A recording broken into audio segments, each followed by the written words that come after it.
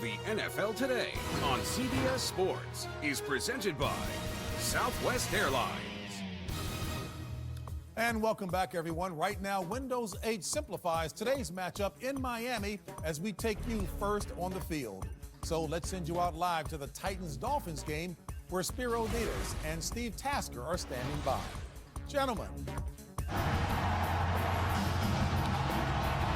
Thanks, JB. Beautiful sunny skies here in Miami. The temperature hovering around 80 degrees. There is the wind, however, gusts of up to 25 miles per hour, something to keep tabs on as we get you set for the Dolphins and the Titans on CBS. And the updated postseason picture in the AFC East looks like this.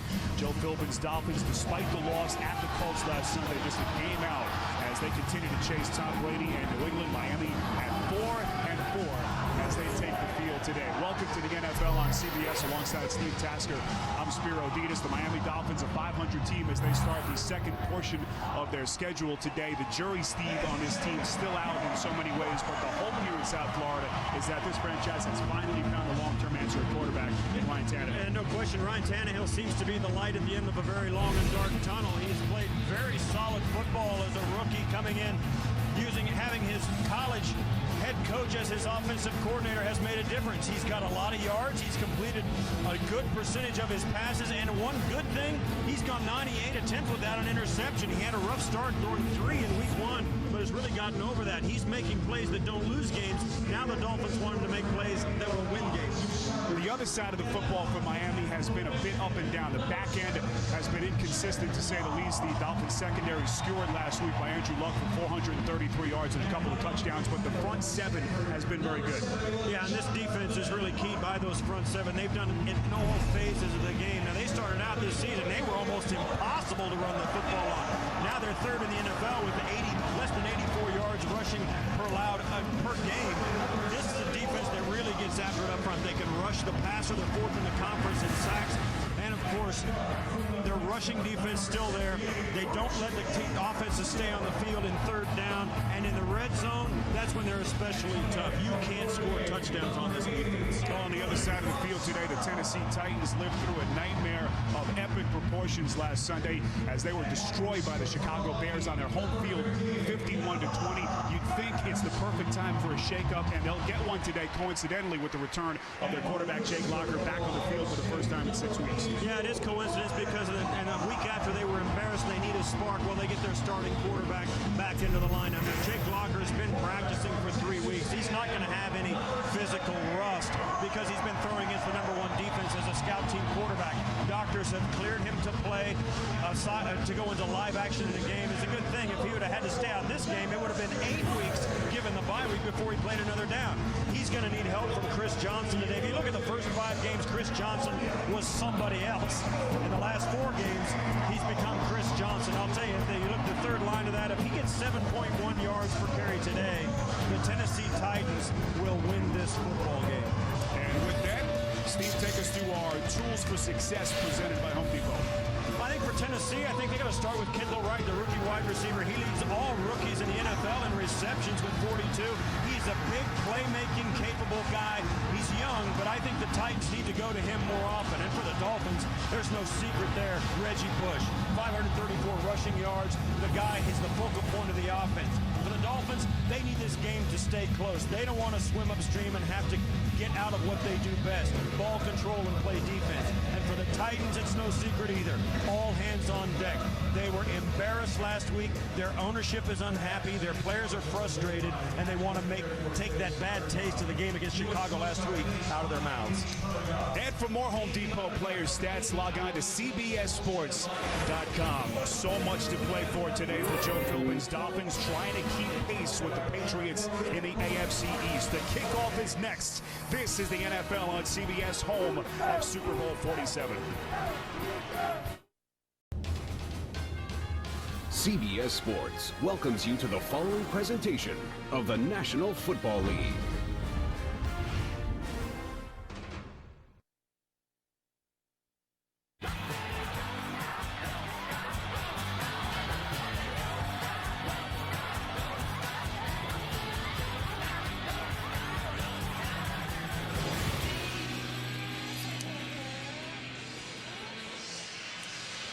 Oh, you can see the cloud cover now coming overhead. Wind gusts, we told you, up to 25 miles per hour, but the temperature more than comfortable. 80 degrees as we are ready for the kick here at Sun Life Stadium. Mike Munchak, the second-year head coach of the Tennessee Titans, put on notice this week by his owner, Bud Adams.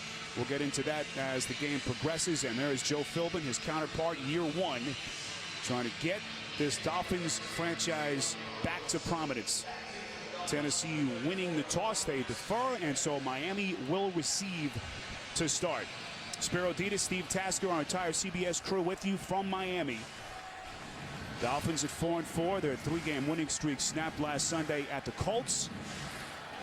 And we all know what happened to the Titans last Sunday at home to Chicago. A 51-20 drubbing at the hands of Jay Cutler and the Bears.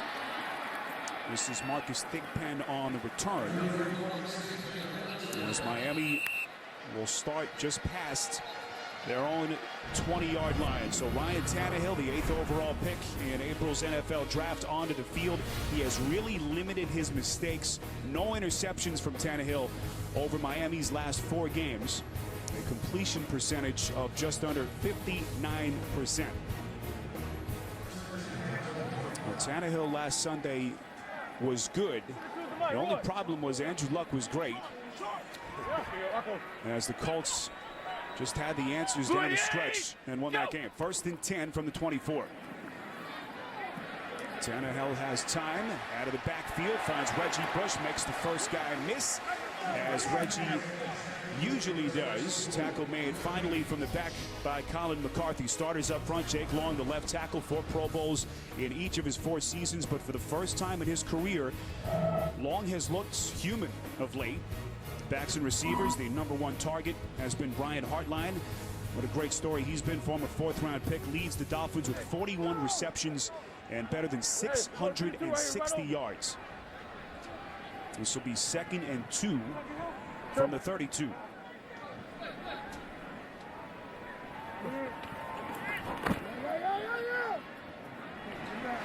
And thought maybe Miami would take a shot. Instead, they keep it conservative. Move the chains as they find Hartline for 3 and a first down. Defensive starters across the football. Cameron Wembley, 7th-year veteran, first season with the Titans after spending the last 2 in Oakland with the Raiders. Linebackers headlined by Akeem Ayers. Their leading tackler, started all 16 games as a rookie a year ago. Back end of this defense has been shaky, to say the least. Michael Griffin, a long tenured man in that Tennessee secondary. A 2-time Pro Bowl selection. 1st and 10. Miami keeps it on the ground. This is Bush out past the 40. After a good pickup on 1st down, they go for 7. You know, one of the reasons that Ryan Tannehill has played so well is because of Reggie Bush. Bush's ability to make guys miss. I mean, if you want to talk about what it takes to play good defense in the NFL, it's tackling. The first guy to the ball makes the tackle. Well, Reggie Bush makes that impossible. He makes the first guy miss, perhaps more than anybody else, certainly in the AFC East. He's a very good back, very elusive, and the Dolphins use him in a variety of ways. This is 2nd and 3. They give it to Bush again. And Bush is closer to that first down marker. Steve, you think back, Reggie Bush, 2.5 weeks into the season, led the league in rushing, had that big outburst against the Raiders, went for 172 yards. You thought maybe this would be a career year, but his production since then has kind of steadily declined. Well, he got nicked up a little bit, so he's been injured in and out and hasn't been 100%. But you see that last run there, hard run up inside the tackles. A lot of people still don't think he can make that run. So 3rd and short. And Tennessee trying to hold defensively, and they do, as they're able to push Miami backwards on 3rd and short.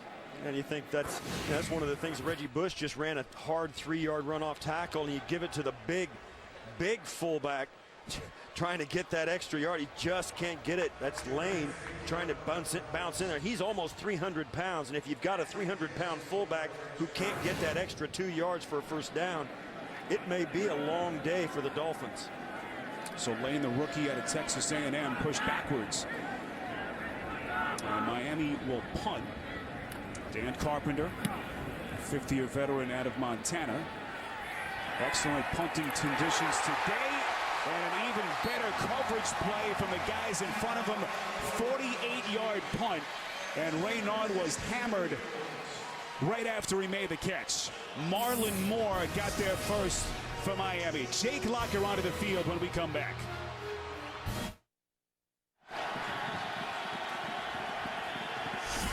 Jake Locker brings his Titans offense onto the field. First time we've seen Locker in 6 weeks. Multiple dislocations of the left shoulder, his non-throwing shoulder, as they keep it on the ground to Chris Johnson on 1st and 10. So Locker onto the field, making just his 10th career appearance and just the 5th start of his brief 2-year career. 63% completion percentage over the first 4 games of the season. Injured the shoulder initially week 1 against Houston, was able to play through it for a couple of weeks, and then week 4 banged it again against the Texans and has been on the shelf since then. This is 2nd and 4. Locker goes play action, able to move well on the run, and he throws it out of bounds. Steve, you wonder what kind of factor that off shoulder will be as we watch him today. Let's take a look at the starters up front. Deuce Latui taking over now. He's the full-time replacement as Leroy Harris went down with a knee injury, placed on IR this week. Backs and receivers, you've already seen Chris Johnson slowly and steadily trying to get back to his form of 2009, that remarkable season of better than 2,000 rush yards as they face a 3rd and 4.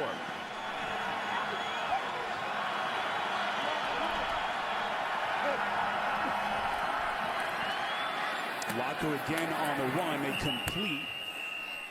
That's Nate Washington right at the 20. They pick up 5 yards and a Tennessee first down. Well, we've seen it around the league where a young quarterback will lean on a veteran receiver. Indianapolis was Reggie Wayne and Andrew Luck, and here Nate Washington helping out Jake Locker. An old receiver is just so comfortable for a young quarterback. They just think like a quarterback does. So when the quarterback wants to throw it, they're throwing it to a guy who has a quarterback's frame of mind and knows where the quarterback wants him to throw it. It just makes it so easy for a QB when a veteran guy knows where he's supposed to be and is always there. Sets up a 1st and 10 from the 20. Locker putting some air under it. Near side is incomplete.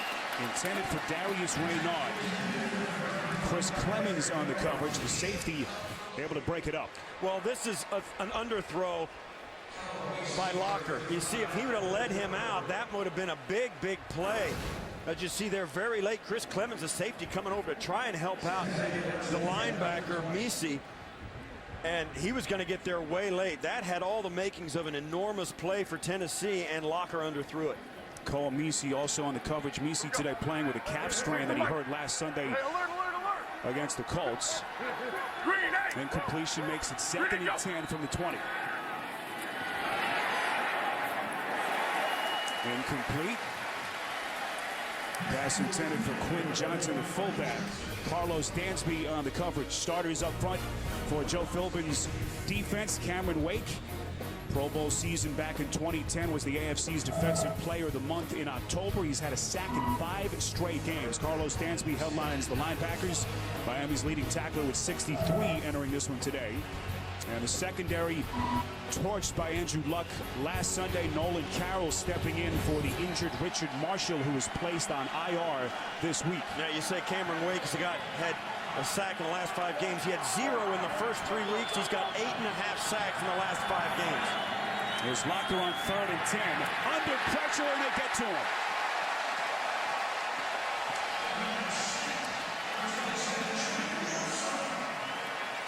Jimmy Wilson got there first from the Dolphins secondary. Yeah, he came from the outside off the slot receiver, and there's nobody to block him. They sent one more guy than the Tennessee Titans can block. He's going to come from way out here and get there. He's lined up man-to-man on the slot receiver. Locker thinks he's in coverage. He's not. And he comes in untouched on Locker and gets there fast enough to make the sack. Here's Brett Karn. Had a rough day last Sunday. Had a punt blocked for the first time in his career. Marcus Thigpen watches it take a Titans bounce out of bounds.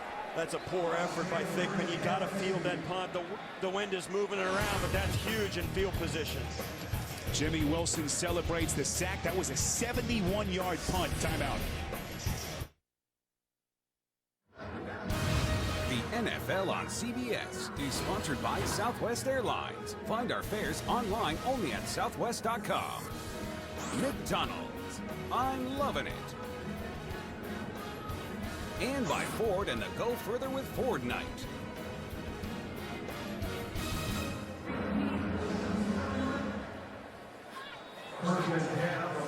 Early stages first quarter, no score between the Dolphins and the Titans. Week 10. Miami at 4-4, trying to get back on track. Their 3-game losing streak snapped at the Colts last Sunday. This is 1st and 10. Tannehill feels the pocket collapse, throws off his back foot. It's caught, but out of bounds. It's Jabbar Gaffney on the reception, so it will be 2nd and 10. Tannehill doing a nice job. I mean, he took a shot at it. It ended up being uncatchable, but you know, Gaffney is a guy. He's only been a Dolphin since October 28th, so he's starting to work into the lineup and doing some things. But this is, it's a way that one more weapon for Tannehill to use. This is Gaffney's just his 5th game with Miami. Bush on 2nd and 10 going nowhere. They dump him for a loss. And so far that front four for Tennessee able to hold after a nightmare game last Sunday against Chicago. Yeah, we spoke to Mike Munchak and we asked him, you know, he says, well, there's nothing you can, he didn't agreed. I mean, they really stunk the joint up in Nashville. He said the players knew it, the coaches knew it. It's one of those games that got out of hand early. At one point, 31-2 in favor of Chicago. 28-2. Chicago had 40 yards of offense, and they were still that far away. 3rd and long on a draw play. Here's Bush finding some open real estate. He's right at the marker. The football comes out late, and they say Tennessee has it. Well, that's what happened to Tennessee last week. They'd make a good play, and the Chicago defense would make an even bigger one. Today, Reggie Bush breaks off a big gain, and Tennessee makes the big play to finish it off, forcing the fumble. Jason McCourty, the man who made the tackle and then jarred it loose on the same play. What a play. And it looked like it was out. Bush was just above the ground when the ball pulled loose by McCourty. Yeah, that's a good fumble. That's a good call by the official right on top of it. And that seems to me a good call. The ball's loose before his behind sits down on the grass, and the Titans are all over it. After you've had a game where you've had 6 turnovers, your defense really wakes up to the fact that that was the difference. This Miami team, Joe Philbin told us, listen, the turnover margin has been just as accurate in our win-loss record as the score has. When we lose the turnover battle, we lose the game. A great looks at it from our CBS crew here. Jason McCourty, the 4th-year man from Rutgers, able to jar it loose. And now Jake Locker in Tennessee in business. 1st and 10 from inside the Dolphins 30.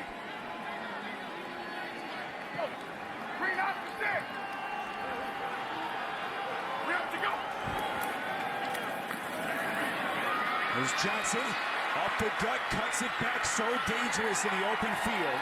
Inside the 10, Clemens on the tackle, but Johnson burns him for 21 yards. Yeah, this is a balanced formation. They've got 2 wing backs. The defense doesn't know where the strength of the formation is. They come right towards the camera. Cameron Wake of the Dolphins told us you really have to be so disciplined against Chris Johnson and fight against over-pursuing. He's so fast, the defense thinks they have to run really hard to get there to cut him off. But in essence, they over-pursue and allow him space to go to the other side. This time they fake the draw play. Locker pump fakes. End zone incomplete. And that's what you want to see from your quarterback, Steve. Not forcing anything, certainly not at this juncture of the field. It'll be 2nd and goal. Yeah, absolutely. I mean, that was well defended by the Dolphins. Kendall Wright was in the back of the end zone. He actually fell down trying to break back to the pylon, and that's who Locker was looking for. And once he fell down, he couldn't get back in the play, and it was too late. Locker had to throw it away, but he was looking for Kendall Wright right at the pylon of the end zone. Couldn't find him.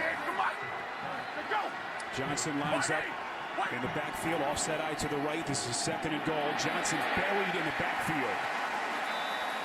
Lost the helmet on the play. Cole Meese on a hard collision for the Dolphins, and it will be 3rd and goal. Well, we spoke about it in the open. This Dolphin defense is really tough to score on when you get down close.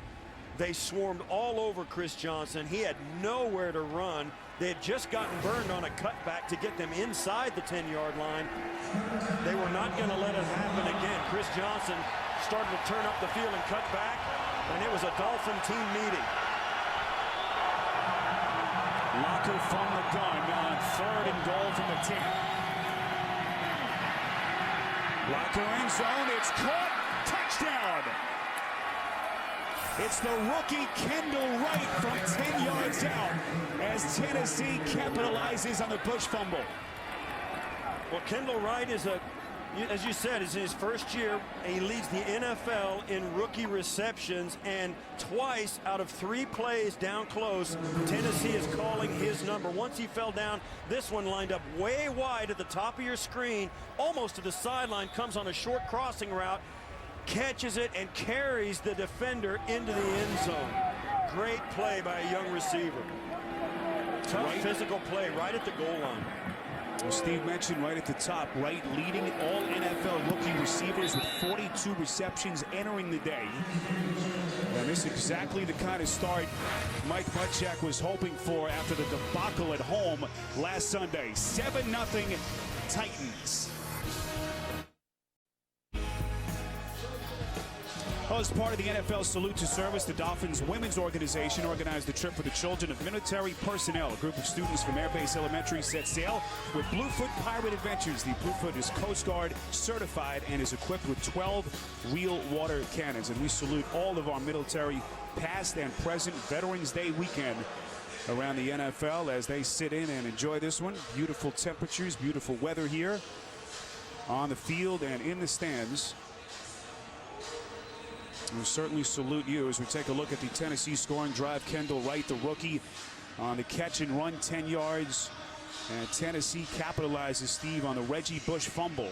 Yeah, more and more, Kendall Wright is becoming an integral part of this offense. Sometimes it takes a long time for a rookie to find himself. Not so there in Tennessee with that guy. They picked the right guy. Taking advantage of the fumble by Reggie Bush, and you know he wants to make up for that. Both these clubs have been burned by their own turnovers.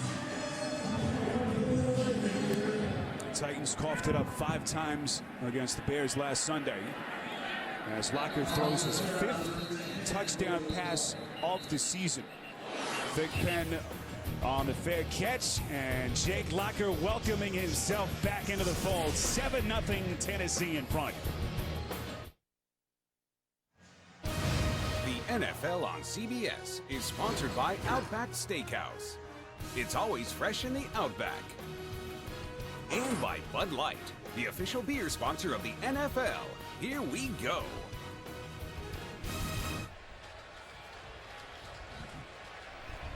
Beautiful sunny skies here in Miami. 7-0 Tennessee as Ryan Tannehill and company back onto the field, 1st and 10 from their own 20. Reggie Bush fumbling on their last drive to set up the Tennessee touchdown. Devon Best interfered with, say the officials. Cody Sensabaugh among the men in coverage on the play, the rookie out of Clemson. There's our referee, Walt Anderson. Pass interference, number 24, defense, 1st down. Yeah, no question, he wasn't playing the football. Anderson stepping in today for Scott Green, who was supposed to be our lead referee. Green's father passing away. Our thoughts and prayers with him and his family. So 1st and 10 after the penalty. They spot it from just inside the 40.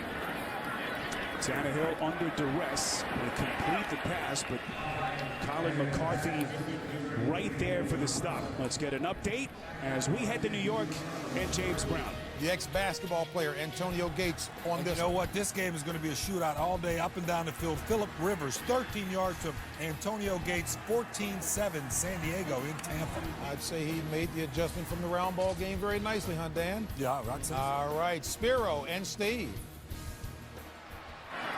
Guys, thanks. Miami on 2nd and 15. Steve, just trying to get some kind of forward movement with this offense. Another penalty marker is down. Yeah, Miami is playing a team that is much different than the one they saw on film. Number 80, offense, 10-yard penalty, still 2nd down. Yeah, as Anthony Fasano gets called for that hold, this Tennessee defense and the entire team was embarrassed a week ago. And when you put a professional team in that situation, things are going to change the next week no matter what. And that is what the Miami Dolphins are facing now. They get a break because they get to play these Tennessee Titans at home. But make no mistake, the Titans are inspired today to put a better showing on the field than they did a week ago. 2nd and 25 after the penalty. Tannehill put it right between the numbers for Best, and he dropped it. Let's head back to New York and get an update on a busy day around the NFL. Saints marching. And you love, if you're a quarterback, Drew Brees got to love this. Chris Ivory, watch this run. Cuts outside, breaks the tackle, cuts back inside, 56 yards. He goes for a touchdown, 10-7 Atlanta. Hey, Spiro, Steve ran that fast as well back in his day. Yeah. When I was 8. The memories. NFC South standings. Yeah, downhill. I ran that Too fast. modest, brother. 3rd and 25. This is Tannehill again. Just to throw off his back foot, they complete. It's Daniel Thomas, the second-year back there at Kansas State. Nowhere near the first down marker needed to get out to the 49 as the Dolphins will punt. And a late marker is thrown. Holding, number 77, offense. A penalty is declined, 4th down. Well, Jake Long getting called on that. The left tackle had a bad day, took some heat for it this past week, but the Dolphins facing an inspired Tennessee team who was embarrassed a week ago, they're not helping themselves. Tennessee may be playing pretty good, but the Dolphins, they're dropping passes, taking a lot of penalties, fumbling the football. This is a very slow start for the home team. Well, Jake Long, all of last season, just to put this into perspective, Steve had 1 holding penalty the entire year. That's his 2nd in the last 2 weeks. Had a hold and a false start last Sunday against the Bears. So Fields on to punt, having a career year for Miami. Another marker is thrown. This one takes a bounce just inside the 24-yard line. And the Dolphins will down it there. A 43-yard punt. Walt Anderson will have a conversation here. And with that punt, you could see when the Titans punted and now the Dolphins punted, the wind is going very hard left to right on your television screen. That punt got nowhere. He hit a line drive out of there and couldn't get anything on it. And on the other side, the punt went the length of the field. Brett Kern hit 171 yards.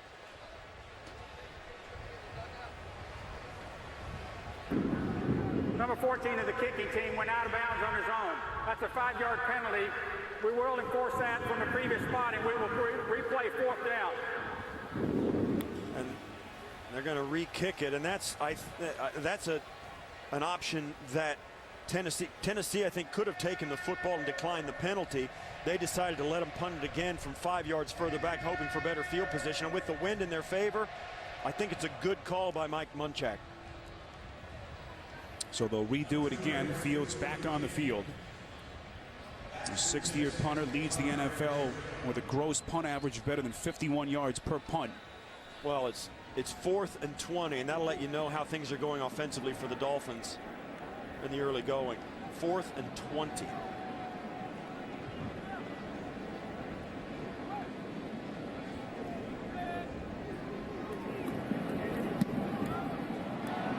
It's a low kick.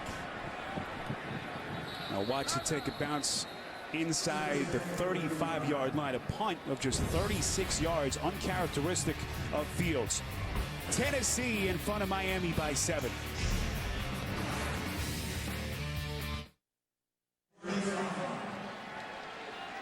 Well, the penalty yards, just as much of the story of the offense so far that we've seen from both teams. 7-0 Tennessee. A Reggie Bush fumble has been the difference. Locker kind of got his feet tangled up. What a recovery on the play. Locker's still going inside Miami territory. Incredible recovery. Sean Smith finally makes the stop as Locker runs for 20. Well, Jake Locker makes chicken salad right here. This looks like an atrocity for Tennessee, and he gets up and decides right away he's getting what he can get, and he almost breaks it for an even bigger play. You see there, I mean, right at that point, this play looked like it was going to be a debacle. And Locker, with the athleticism, makes an enormous play out of it. Wow. It's been the strength of his game. A quarterback who's mobile and can get out and run. Boy, was it on full display on that play. There's Johnson on 1st and 10. Gets inside the Dolphins 40 for a pickup of 6. Get the latest news, analysis, and predictions from Pat Kerwin, Pete Prisco, and other CBS Sports experts. Watch Pro Football 360 live weekdays 3 Eastern or on demand at cbssports.com/profootball360. You know, you think about that play where Locker was down. He's the only one at that point of the Tennessee Titans who knew that play was going nowhere. So he got up and just knew that because of the timing being all messed up because of his fall down, he just had to take what he could get.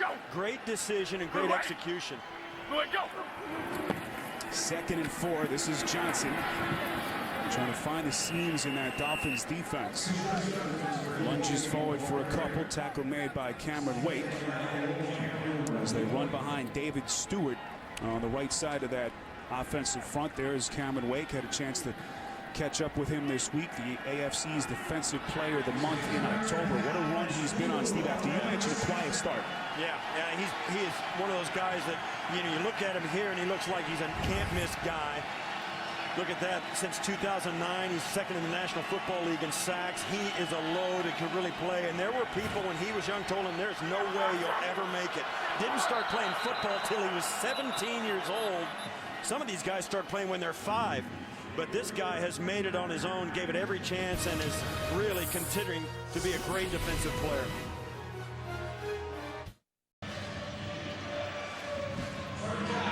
Critical 3rd and 2 play for Jake Locker in this Tennessee offense. This is where they need all these teams with young quarterbacks. This is the kind of play that make them into veteran quarterbacks.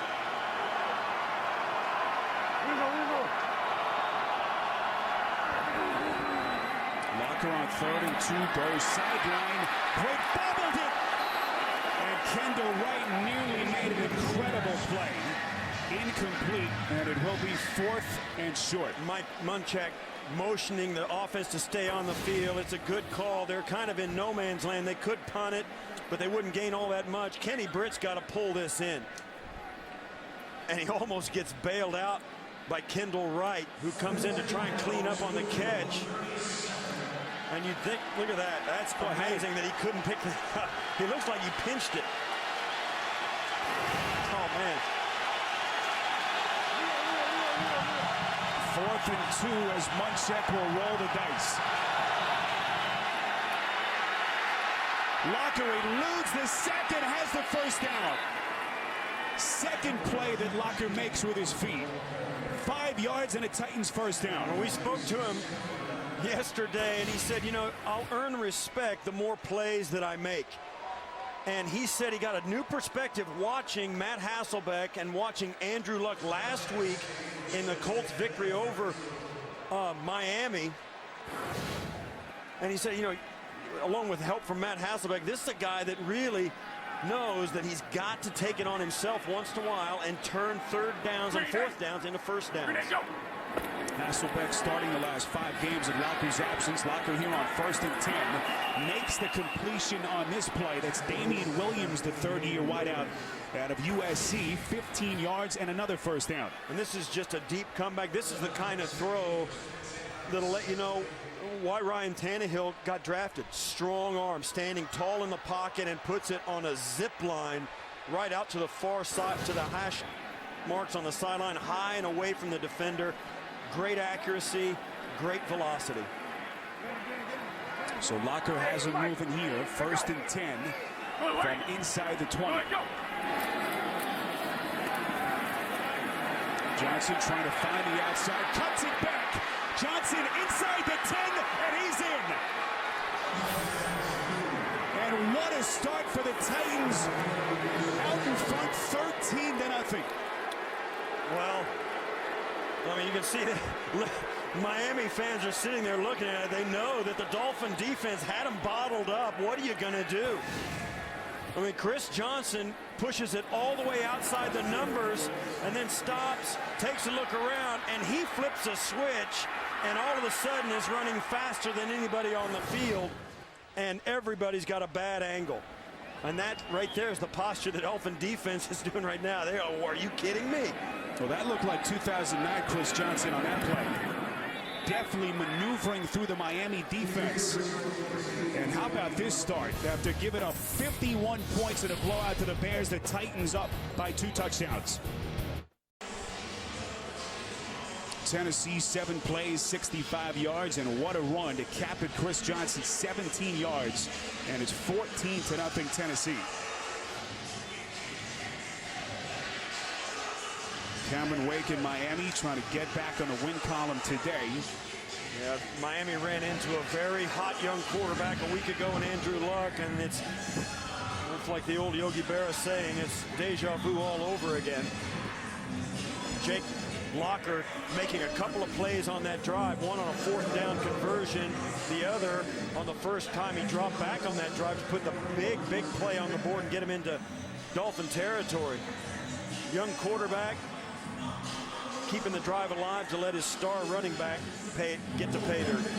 Locker got the drive moving on that busted play, ran it for 20 yards, and it ends with a 17-yard cutback from Chris Johnson.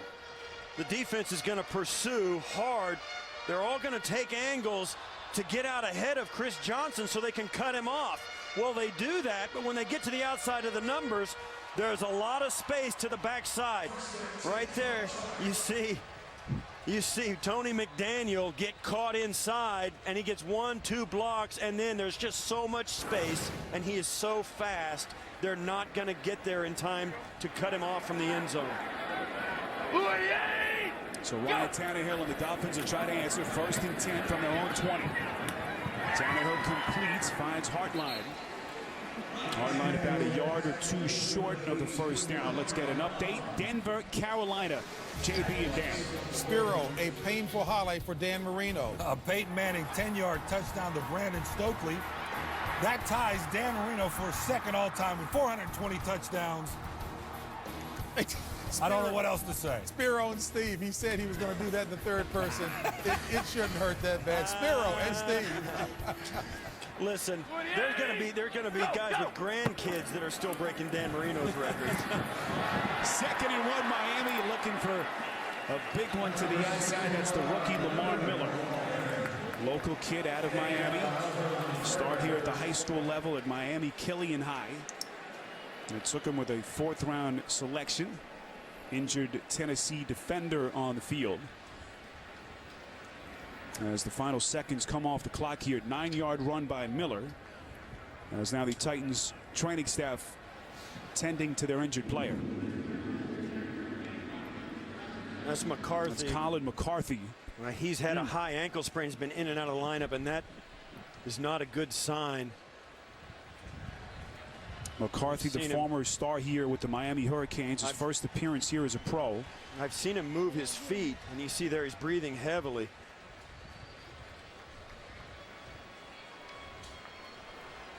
And now he's starting to stir, and it's hard to say what happened to him. He's really struggled to stay healthy, mostly with an ankle injury that's kept him out of the lineup.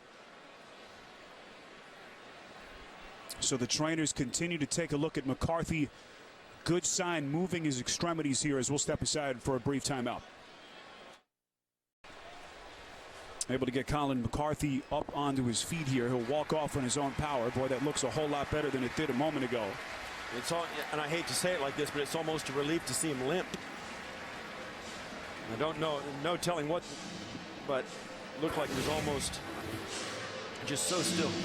Right here, and watches the play progressive. We'll see what happens down inside.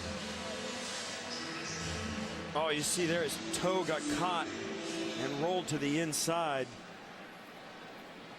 And that's something he's been struggling with, his right ankle. And you can see it's still taped up more than the left. He's had some extra protection on it, and that's the ankle that was injured right there. You see it's already taped over the top of his shoe. He's been struggling with it all season, and I'll tell you, once you're hurt and then you get hurt again in the same spot, wow, that hurts bad. McCarthy hurt the ankle initially on opening day. He's been in and out of the lineup. It's forced him to miss 4 games so far this season. What a start for the Titans. 14-0 lead as we reach the end of the first quarter. We'll return to Miami after these messages. You're watching the NFL on CBS, home of Super Bowl 47.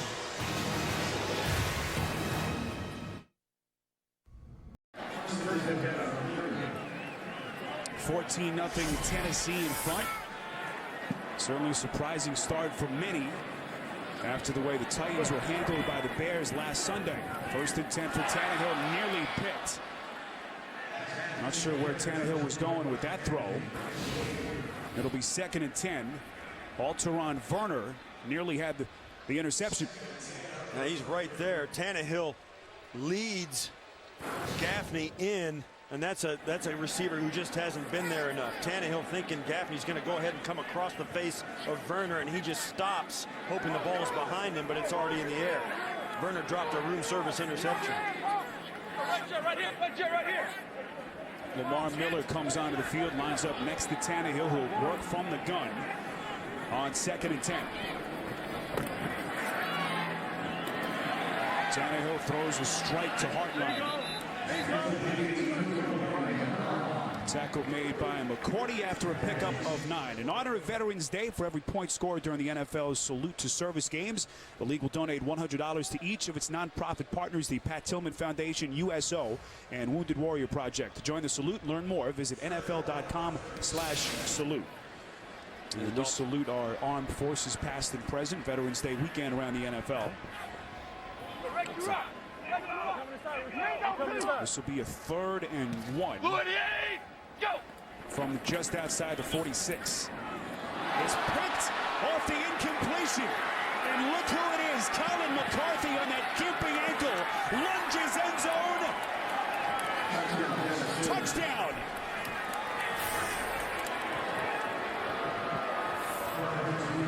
It looked like Akeem Ayers got a tip on that pass out of the backfield, and it went right into the breadbasket of Colin McCarthy, who's back into the game at inside linebacker after having been helped up.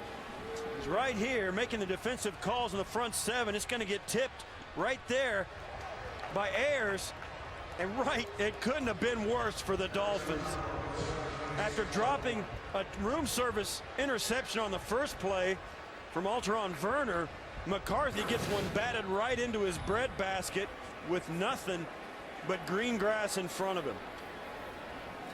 So McCarthy, the former Miami Hurricane star, back in his old stomping grounds today. Left the game just minutes ago with the ankle tweak and a pick 6. 49-yard interception return, and it's 21-0 Tennessee.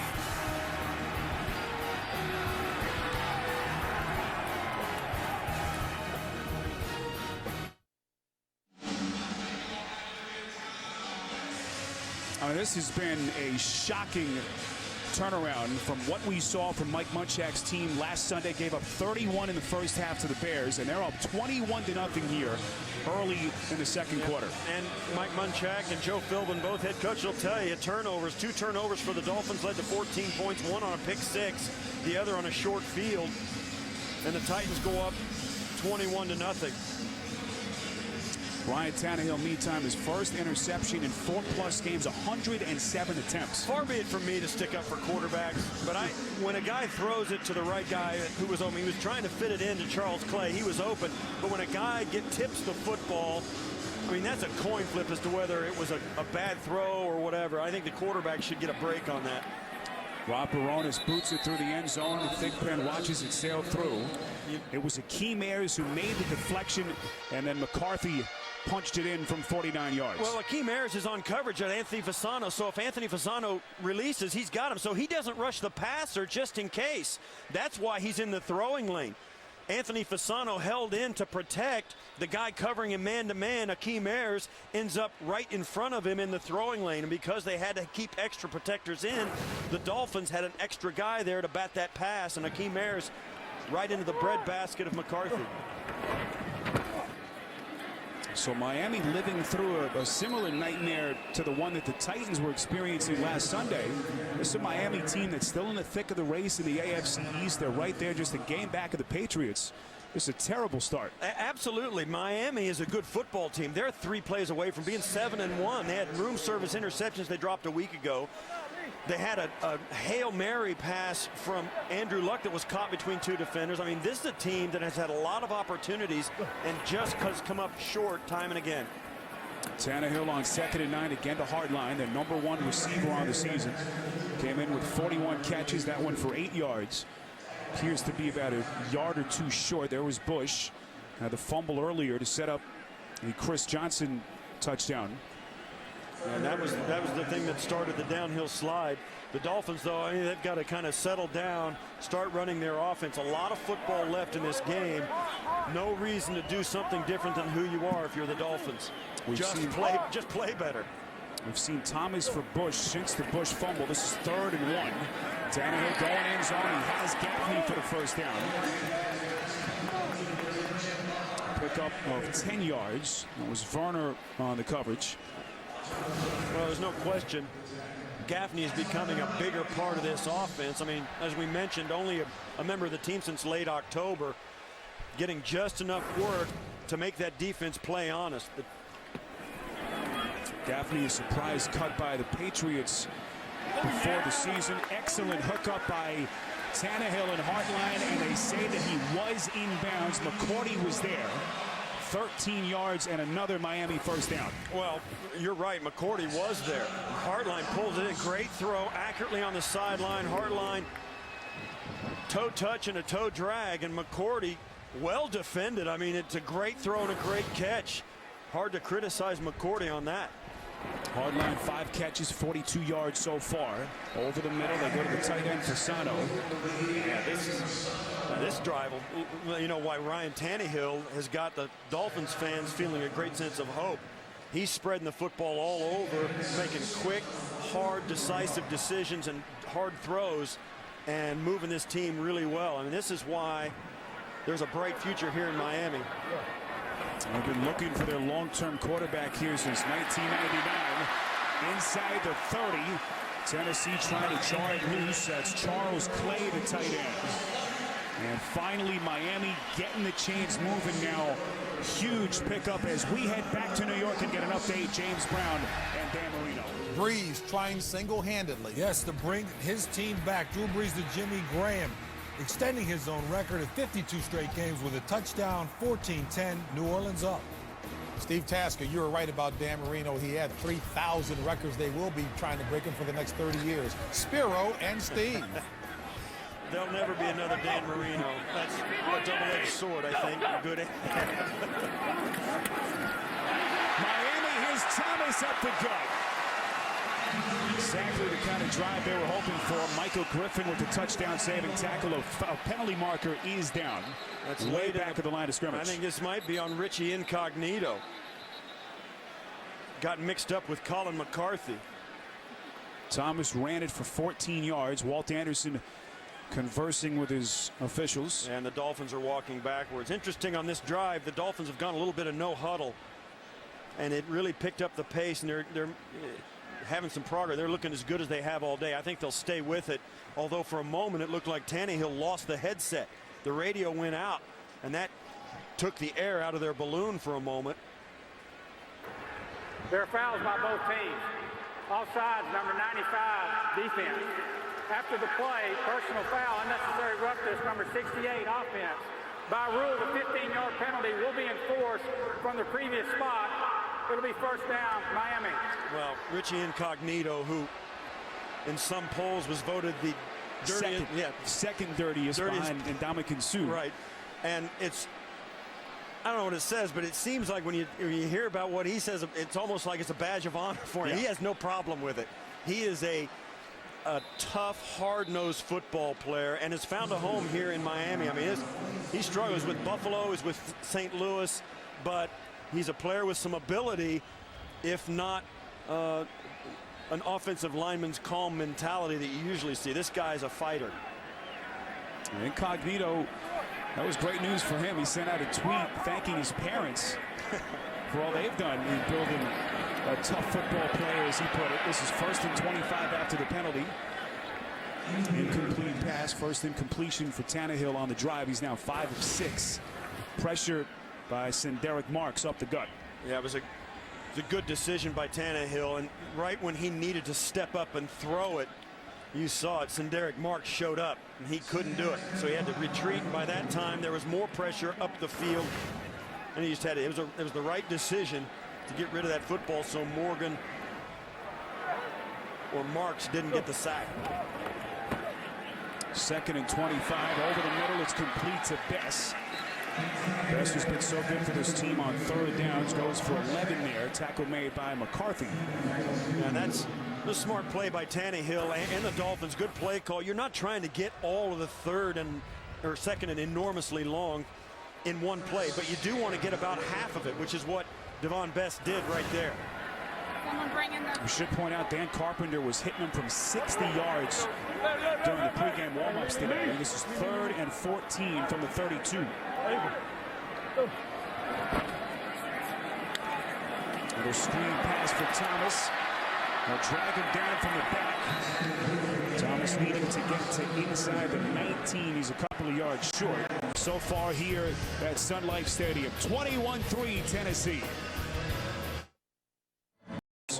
Pushing each other after the play. Let's go back to New York and an update with JB and Dan. Hall of Famer Tony Gonzalez to be Hall of Fame. Yes, Matt Ryan to Tony Gonzalez 2-yard touchdown. That's his 100th touchdown of his career. The first tight end to reach that number. 17-14 Atlanta. Spiro and Steve. One of the underrated rivalries in the NFL, Atlanta and the Saints in New Orleans. Here's Locker again off his back foot. Johnson making a miss out close to the 30. Now, a lot of talk, Steve, about CJ not being able to hit the home runs, but boy, has he looked dangerous so far today. Oh, that he has, and if Olivier Vernon doesn't get back to him and make that, he hustles back after this completion and makes this tackle. If he doesn't do this, this is another touchdown right there. If he doesn't make that, Vernon, that's going to be another touchdown. Injured Tennessee Titan is Fernando Velasco, their center. As they tend to the 30-year veteran, we'll take a timeout.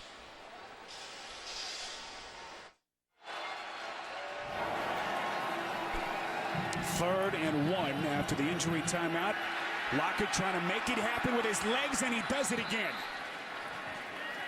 Miami just unable to corral Lockett so far. Koamisi finally brings him down, but it's a Tennessee first down. Well, Tennessee has a number of things where they design the play to move him out of the pocket. This is one of them. It's just a waggle where he just takes it and rolls out to the right and looks down the field. It spreads the defense out, one plant, one cut, and is just trying to get 1 or 2 yards. And you can see how much space is out there.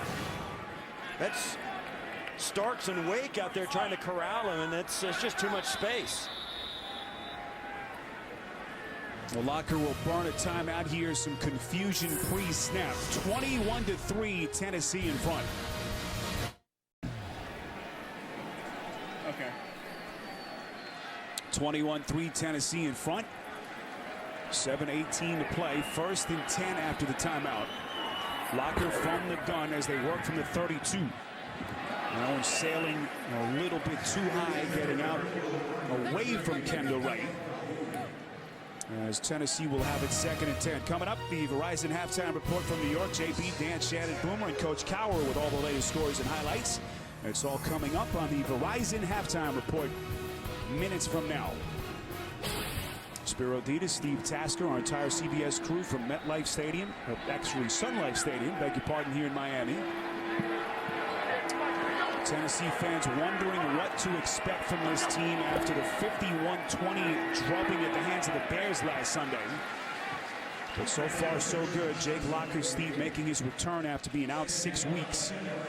They jump out to a 21-0 lead, and here they are, up 18 points. And this is a guy that had problems and still does with a shoulder, his left shoulder there, as dislocates on it. And we asked him, he said, yeah, I'm going to have to get it fixed in the off season, but it's not going to get any better waiting on it to heal. So it's time for me to get back in. The doctors cleared him. He's wearing a special brace that will allow him some more movement. He was actually wearing a brace in week 1 or week 4 when he got it hurt. This is a brace he likes better because it's less restrictive, but obviously he's playing well. Miami has been very good defensively on third down. They weren't last week. This is 3rd and 8. Can they finally get to Locker? Extends to the first down marker. This will depend on the spot. Marker thrown. Rashad Jones forced him out. Holding, number 76, offense. 10-yard penalty, still 3rd down. That's Dave Stewart, the right tackle. And it went right out around him towards the sideline. And it came in very late as Locker releases to that side. You see there, he just grabs Cameron Wake's collar. That's a penalty even on a tackle, let alone on attacking with a guy with the ball, let alone on a guy trying to block somebody. He just grabbed the horse collar and wouldn't let Cameron Wake go after Locker. Easy call.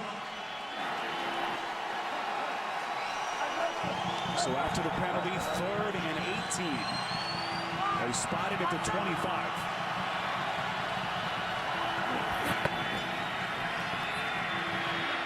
Nowhere for Locker to throw, just kind of threw it away sidearm. Pressure from Cameron Wake, and Tennessee will punt. Trying to develop a screen pass to Chris Johnson. It's a safe thing when you're up 21-3 and you get a 3rd down and 15. Punting it away is not the worst thing. They want to make a nice, easy completion to Chris Johnson. Maybe they get a home run if he breaks a tackle or if it develops the way they wanted to, but Miami was all over it. Jake Locker did the exact right thing. Throw it in the dirt and just punt it. Brett Kern on the punt. Marcus Thigpen standing and now backpedaling to the field from his own 24. Thigpen breaks one tackle up the sideline, forced out of bounds. Late marker thrown on the Tennessee side of the field. 50-yard punt, 17 yards on the return. This might have been it might have been a crackback block. During the return, blocking the back, number 27, receiving team. 10-yard penalty from the spot of the foul. 1st down, timeout. Jimmy Wilson on the penalty will get a timeout. The NFL on CBS is sponsored by the Home Depot. More saving, more doing. That's the power of the Home Depot. And by Kay Jewelers, the #1 jewelry store in America. Every kiss begins with Kay. Dolphins offense onto the field as we take a look at this week's task force. Well, one of the reasons Ryan Tannehill has been able to develop him someplace so solidly is the concepts they're using. A little play action gives him plenty of time and protection to throw the football on rhythm, and there's not much reading of the defense. Just hit the guy who's going deep. Other plays like that have allowed him to cut down on his turnovers and really help this team play solid, consistent football. Tannehill, the 8th overall pick in the NFL draft. Lamar Miller. So, Steve, we still have not seen Reggie Bush since the fumble back in the 1st quarter. Yeah, and I don't think there's any question that's a message. Joe Philbin has told his team and illustrated to them that when they lose the turnover battle, they lose games, and turnovers aren't going to be tolerated. This is 2nd and 10. Tannehill lost the football. It's picked up by the center, Mike Pouncey. So that was ruled a fumble. No, now they changed it. Now it's an incomplete. They may have pulled it back, but the call on the field is an incompletion. Derek Morgan and Cameron Rimbley were both there. Yeah, no question. He wanted to change his mind and not throw that, and then the ball came loose after that. But that's, I think, a good call. His hand was going forward. The ball came out, and they called the play dead. Tannehill from the gun on 3rd and 10. This is Miller. Needed to get to the 40s, about 3 yards short. After a pickup of 7, maybe 8. Tackle made by the linebacker Zach Brown and Alteron Werner. Yeah, Tennessee fans will notice this is a very different defensive unit that's playing out there this week than last, even though it's the same 11 guys. covering up everything. No place for Tannehill to throw the football down the field, doing a nice job on third down, giving up a third and long, giving up a short pass and making the tackle, and bringing the punt return team on the field. Can't say enough about what we've seen from this Tennessee defense, a defense that has been historically bad so far for long stretches this season. Raynard on the punt return from inside his own 10. Only yanked back to the ground. He's still going. Out past the 30. Excellent return by Darius Raynard. 54-yard punt and 22 yards on the return. Tomorrow, two broke girls find the sweetest thing possible in a candy store on a new episode. Tomorrow, only CBS. That was a great punt return by Raynard. Well blocked up front, got him to the sideline, and he broke one tackle, got an extra 10 yards out of it. Tremendous job on special teams.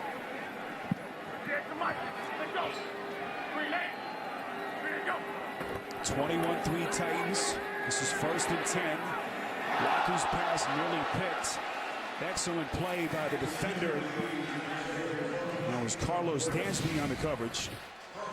Dansby, a guy who's really a tackling machine. Ended last year with over 100 tackles, on pace for 120 this year, and then in coverage, wow. That was a great job undercutting the route by Cook to almost pull that in. I mean, offensive players used to tease defensive guys. The reason they're over there is because they cannot catch. But I'll tell you what, Dansby, great coverage there for a guy who's a tackler. Dansby, Miami's leading tackler, 63 coming into today. Keep it on the ground on 2nd and 10. It's also a great job by the defensive coordinator, Kevin Coyle of the Dolphins. You think that a guy like Dansby would be, you know, in cover, in pass rush, you know, trying to get to the football. Today, look at that. For the season, they're giving up 84 yards a game, and today they've already given up 85. They're now trying to change things up to confuse Jake Locker in the backfield. Huge 3rd and 7 plays. We come up on 3 minutes left before halftime. Locker throws incomplete. And we've seen a couple of drops on both sides. That's the tight end, Jared Cook. Tennessee's 2nd leading receiver. And the Titans will punt. That's just a flat drop. And that's the kind of thing that the Titans did last week. They just couldn't make any plays. Right here, he's just going to come out, get a little piece of the defender, nice stick move inside, and he's thinking about making it into a big play. Steve, you wonder if the sun is a factor. I mean, we've seen guys just flat out drop some passes. I don't know. That was a low ball. I mean, he was looking back into the stands, not up into the sky for that one. Brett Kern with the punt. Fielded inside the 15-yard line. This is Thigpen. Another marker flies. And that's been another problem for Miami, penalties. 50-yard punt by Kern, 14 on the return from Thigpen. During the kick, illegal block in the back, number 23, receiving team. After this is to the goal from the end of the kick, 1st down. Newly acquired Brian McCann for the Dolphins. McCann signed this week as Dolphins continue to deal with some injuries in the secondary. Richard Marshall placed on IR this week. Out since their 4th game of the season with a back injury. So Miami whistled for 4 penalties today, totaling 40 yards. And right now down 21-3 with under 3 minutes remaining.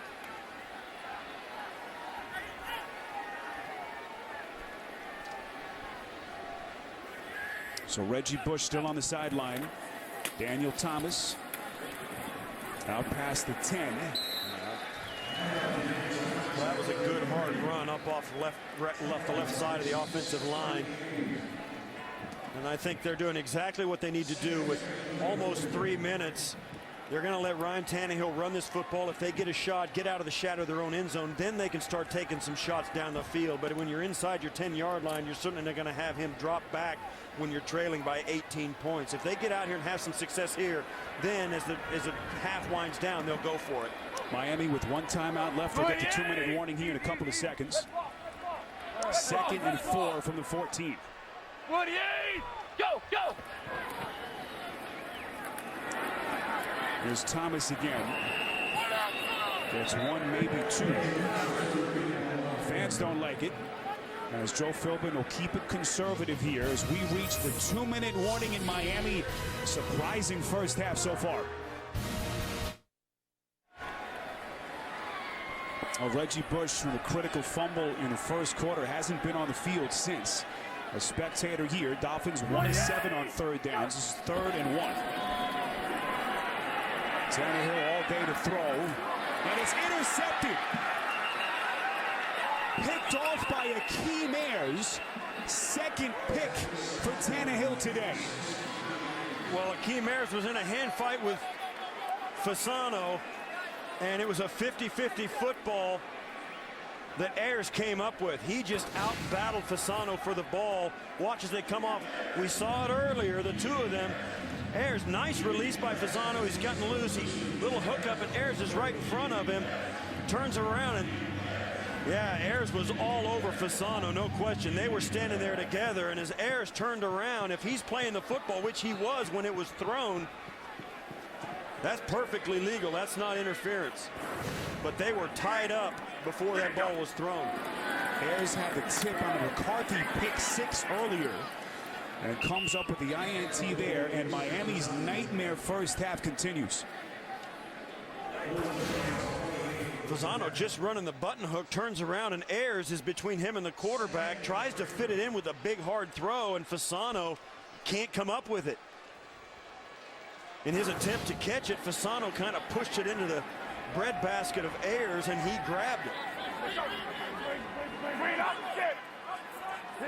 2nd and 2, plenty of time for Tennessee. They got 2 timeouts left. Johnson trying to cut it back. He's buried in the backfield. Chris Clemens leading the charge for Miami. They're giving him forward progress at the 19, which is charitable because he was trying to fight for yards all the way back at the 22-yard line when the play was blown dead. Nevertheless, it'll bring up a 3rd and about 6 for Tennessee, and I think they've been a little bit conservative on this. And you look at, that's just, you're not going to win when you're minus on the turnovers. 3rd and 6 after the loss of 3 by Johnson. Whistles before the snap, as Miami will take a timeout. That'll be their final timeout. Titans still with 2 left here, 36 seconds remaining. Well within field goal range. Reminder coming up, the Verizon halftime report. We'll send you to New York. JB, Dan, Shannon, Boomer, and Coach Cower with all the latest scores and highlights. It's all coming up next on the Verizon halftime report. Chris Palmer, offensive coordinator of the Titans, trying to come up with something to pick up a 3rd and 6. How enormous would it be to tack another 6 points onto this first half barrage they put on? We spoke to head coach Mike Munchak. He says, you know, we just want to play a game like we're capable of. No question they fell on their face last week at home against Chicago. That game got out of hand. And no question Chicago's a very good football team. But Mike Munchak has confidence in his players and his coach's ability, but they have not put it together yet until this first half. Dolphins defense desperately needs a hold here. 3rd and 6. They throw end zone, incomplete. So Mike Munchak will send out the kicking team here to try the field goal. Once again, the Titans move Jake Locker out this time to the left of the formation. Stevens taking the corner route, covered over the top by Clemens, and then Locker just doesn't want to. He just saw a tight throw from Tannehill get picked off. He throws that one where nobody's going to catch it. Baronis has been money from 40 yards and in. This one from 37.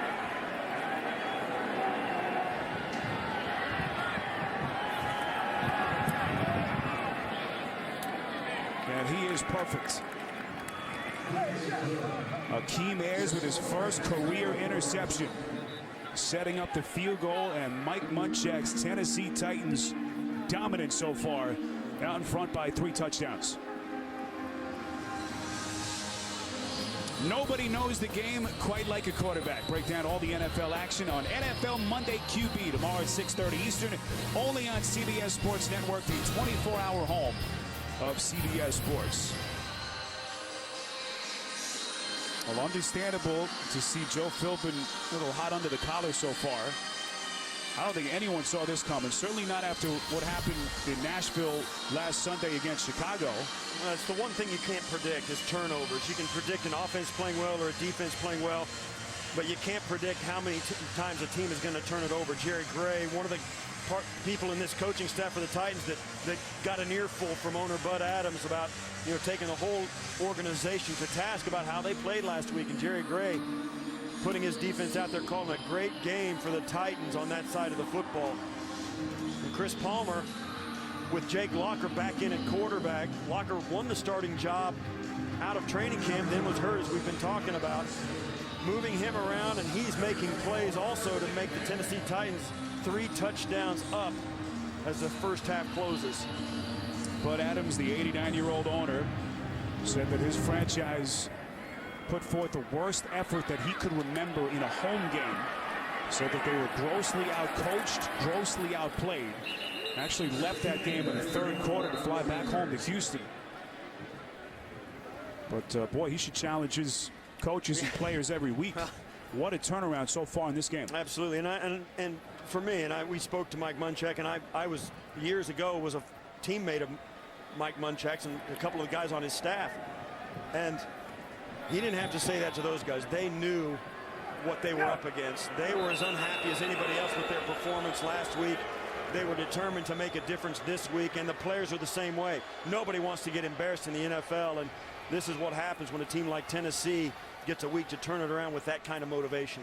The Dolphins booed off the field here by the hometown fans in Miami. That's the end of the first half. Tennessee 24, Miami 3. We'll send you to New York. You're watching the NFL on CBS, home of Super Bowl 47.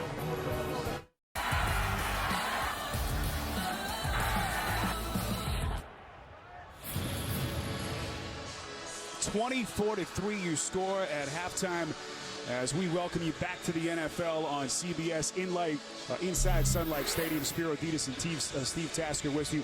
So much to talk about in the first half. People left this Titans team, Steve, dead in the water after what happened last Sunday in Nashville. They lose 51-20. What a turnaround. This is unbelievable. Give them some credit. They came out and really put a firestorm on the Miami Dolphins. Now, the Dolphins helped them with penalties and drop passes and the fumbles and turnovers, but the Titans have been all over them. They've played very hard. They've been in the right position. They have not made mistakes. You see here, Akeem Ayers keeping his antenna up, just getting in the passing lane. And when you play hard and you play smart, good things happen. That's a tipped pass. It's fortunate, no question. But the Titans turn it into a touchdown. And you look at the statistics, the rushing yards are there. The passing yards are not there for the Titans. Only 31 passing yards, and that turnover, -3 on the turnovers. That's the difference. 17 points off of those turnovers, and Miami can go into their locker room at halftime and just say, if we play better, we're going to be better. But, the Titans, to their credit, have bounced back in an enormous way, which they needed to do after last week. And after a slow start, the Dolphins had trouble turning it back on. The penalties killed them, and the turnovers obviously are the story. Reggie Bush fumble in the first quarter at around the 8-minute mark was the first big swing.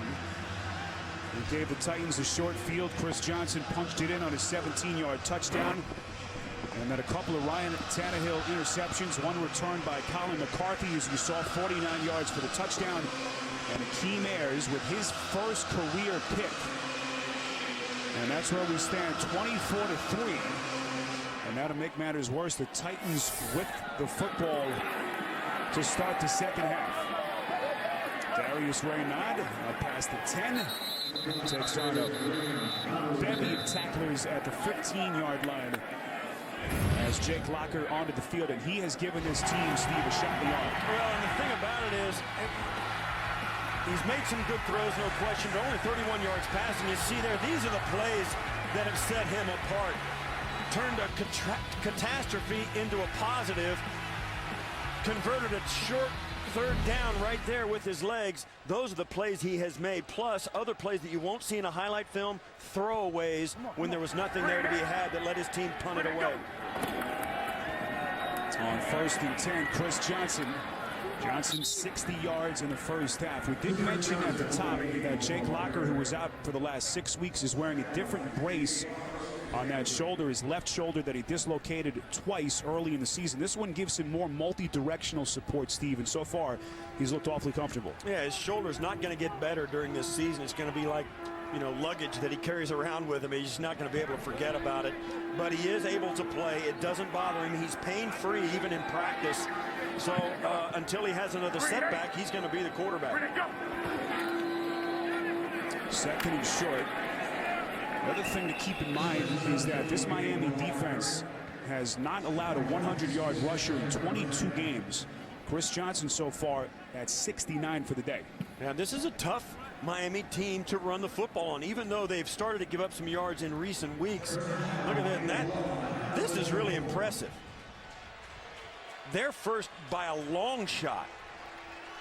They are really playing run defense extremely well, and yet today, because of turnovers and some things that were out of their control, they're on the wrong end of this game. Johnson in the backfield. They go to the fullback on 3rd and 1. This is Quinn Johnson, the 4th-year man out of LSU. And Tennessee with a first down run. Yeah, and that's how you get a first down with your fullback. Watch the tight ball control and the ball handing. Locker takes a reverse pivot out and still gets around and puts it right in the breadbasket of Johnson, and he keeps his feet churning and spins and falls forward for the first. 6'1", 263 pounds. If Quinn Johnson gets his body weight forward, I'm not sure how you bring him down for a loss. Chris Johnson back onto the field. This is 1st and 10 from the 26. Locker over the middle, incomplete. One of the few poor throws he's made today. John Smith on the coverage. The intended receiver was Washington. Now he doesn't step into this throw, and you can tell there's not much velocity. He kind of throws it off his tiptoes. Nate Washington, that in the NFL is wide open, and that's behind him and short. Locker starts to step into it, and right there, can't step into it. Incompletion sets up a 2nd and 10. Early stages, second half. Tennessee trying to build on his 24-3 lead. Pass complete to the tight end Stevens. Close to the 35 after a pickup of 8. And will set up a 3rd and short. And for me, this is a drive that's all about Jake Locker. You got a 3-touchdown lead. You come out of halftime, make some adjustments. Your idea now is to make first downs and wear out the Miami Dolphins. Just take away every scrap of hope that they have just by staying on the football field. Who cares if you score another touchdown? As long as you have the football, they cannot win. Locker on 3rd and 2. It's caught. Kenny Britt, who's had a quiet day, had to drop in the first half. A good opening drive here to the second half, as Tennessee will have it 1st and 10. Yeah, Kenny Britt, who was such a force last year early in the season, had the knee injury, came back, had to have a second surgery with a bone chip in his knee, then came back. Then after he came back from that, had the other knee get injured. Just, the guy's just had trouble staying healthy over the last 12 months. Hasn't been indicative of his career to this point, but that's a guy they would love to have 100%. Alert. Johnson a long setback on 1st and 10. Cut back out to the 45. We spoke to Kenny Britt yesterday. You know, you rarely will talk to an NFL player, certainly a guy who's been a star, readily admit that there were moments where he kind of second-guessed whether he would ever get back to his old form. Yeah, it really shook his confidence, particularly, you know, when you get into there and you have to have a second surgery and you've worked so hard to get back. But he confided in us today, you know, he really has worked extremely hard. The strength conditioning coach, Steve Watterson, he gave a lot of credit to. And, you know, Watterson is a guy who's appropriately maniacal in his rehab techniques. Well, you learned that firsthand, right? Oh, yeah. Kenny Britt, 225 now. 2nd and 6. This is Johnson moving the pile inside Miami territory. And this is a little bit of a statement drive by Tennessee. running the football on a 2nd and 6, getting down to a 3rd and 1 on 2 straight runs. And they are just, you can feel that offensive line, this whole Titan team has just decided they're going to win this football game this half, and they're going to do it by bullying the Miami Dolphins. 3rd and 1. From inside the 49. Locker slings it. He's got a man wide open. It's Kenny Britt. Huge pickup on 3rd down. Sean Smith finally with the tackle after a pickup of 28. Just when you think Jake Locker is going to do things young quarterbacks do, just going to take this, gets a little pressure, he's going to tuck it and run it because he doesn't trust himself. Then he throws a rainbow of a pass to Kenny Britt, who gets lost. See, they think Locker's going to run. Sean Smith takes a couple of steps toward Locker, thinking he's going to have to come up and make the tackle, and Locker double crosses him and throws it to Britt. Great play by Locker, and perfectly timed given what he's done thus far in this game. First time we've seen Jamie Harper in relief of Chris Johnson. Here he is on 1st and 10. Up inside the 20. Rashad Jones, the 3rd-year defender out of Georgia, on the stop with a pickup of 5. That was a nice hard tackle, but you're right, it's a pickup of 5. And Tennessee has come out invigorated, and Miami comes out looking like this game's already over. After not giving up a 100-yard rusher for 22 games, Miami looks determined to do it today. This is a drive that started back at their own 15-yard line. They've got 10 plays so far. And that time they're going backwards. As Harper, there's a fumble on the play. Still no signal yet. They call him down by contact. Jared Odrick, the man who fell on the football. Looks like Harper is hurt. Harper got twisted around here by Odrick. You see here as he gets rolled right there, and that now the wrist is part of the hand. That to me is a fumble.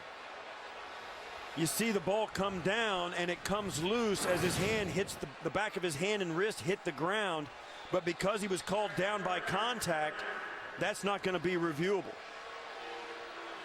So a tough break for Miami. 3rd and 10, and now Philbin will throw the challenge flag. Now this is interesting because if he was called down by contact, it'll be up to the officials. We'll see what happens. Officials will come over here and explain the situation to Philbin.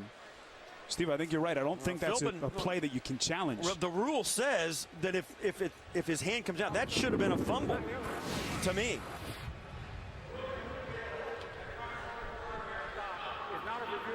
See, it's not, and that is a squasher for the Miami Dolphins, because to me that's a fumble outright, and that should be going the other way. And Miami cannot catch a break. They just sent out, and the NFL sends out these videos. That exact play was on the officiating video, and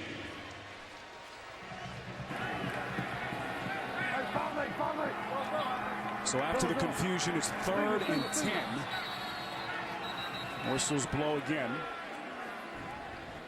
Well, let's listen to see when the whistle was actually blown on that last play.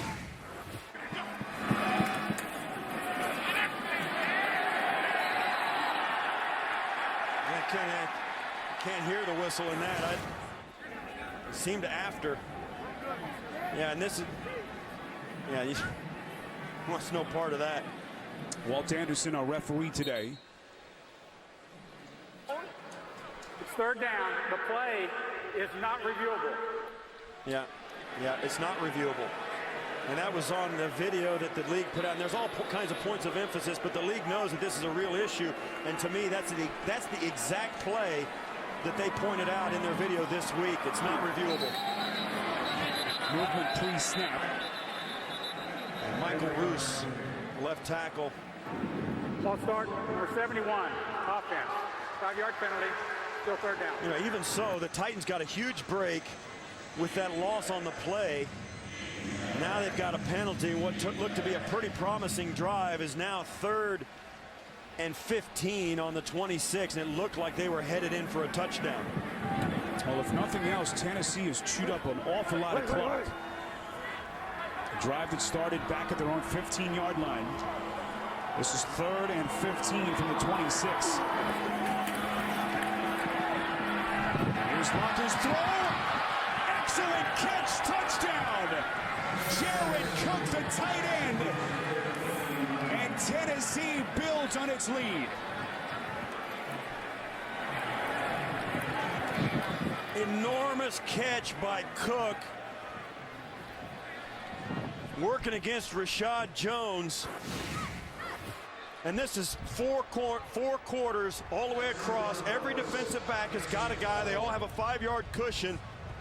Locker lays it up perfectly for Cook. He gives the inside move right up the hash mark, fades him away from the defender in the end zone. Tremendous throw, tremendous catch by the Titans. Acrobatics from the 250-pound tight end, Jared Cook, as Locker finds him for the 26-yard scoring strike. Tennessee covers 85 yards in 12 plays. And their dominance continues on a Sunday here in Miami. This telecast is copyrighted by the NFL for the private use of our audience. Any other use of this telecast or any pictures, descriptions, or accounts of the game without the NFL's consent is prohibited. Oh, this has been a statement performance so far by Jake Locker in Tennessee when they were so desperate for a turnaround. Locker has come in and shaken them up. Excellent performance by this Mike Munchak defense. And right now, 31-3 as Tennessee starts the second half with an 8-minute drive. 12 plays and 85 yards. And Miami continues to stagger on the ropes. Penalty marker thrown late. During the return, illegal block in the back, number 50, receiving team. 10-yard penalty, first down, timeout. Olivier Vernon, the culprit. And they are losing hope here in Miami, down 31-3 in the third quarter. Stay with us. The NFL on CBS is sponsored by Southwest Airlines. Find our fares online only at southwest.com. DirecTV. If you call yourself a sports fan, you gotta get DirecTV. And by Frost Brewed Coors Light, the world's most refreshing beer.